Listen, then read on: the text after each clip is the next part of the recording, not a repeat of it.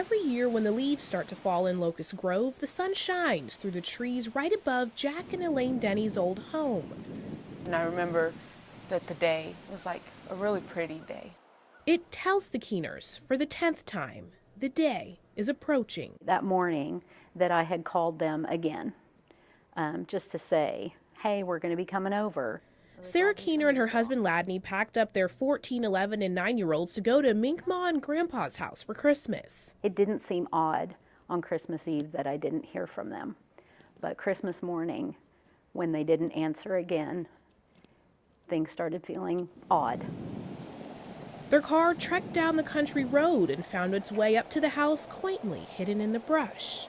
When we drive up, they always meet us. They're always...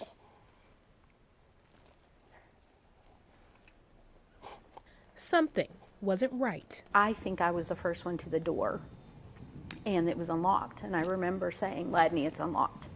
I remember walking in to the house, and it felt off. It felt weird. Unlike every other Christmas, Sarah and Ladney walked in first. When we got into the laundry room area, he was beside me, and we were telling the kids to stay back. They weren't met with the warm smiles they were expecting, but a gruesome, heartbreaking sight. Because when we got in, it was obvious in that moment that they were gone. I remember seeing pots still on the stove. And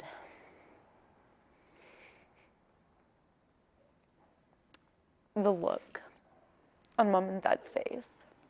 Moments later, Minkma's classic Christmas decorations were guarded by police tape. So I stayed in the van with the kids, and I remember turning around and telling them, Minkma and Grandpa are dead. I'm sorry, they're gone. We're gonna be okay. We all just kind of sat, we cried, we sat in silence and just waited.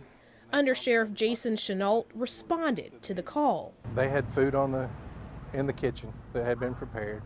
It looked like they had settled down to eat their dinner and were interrupted.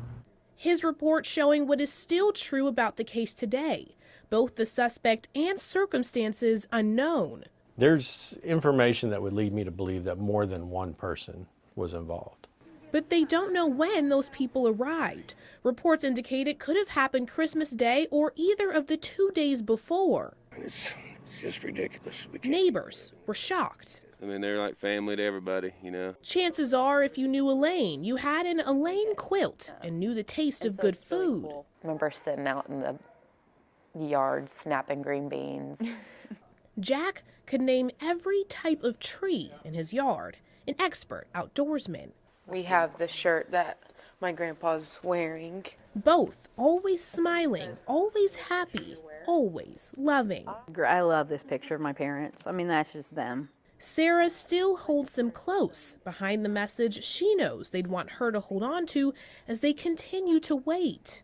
I think that all we need is that one break, that one person to reach out and give us the information that we need, and we can put this puzzle together. Like somebody took their lives. Somebody that had no right to. The Keeners, anticipating the day they can tell Grandpa and Minkma justice is served. Their death was not who they were.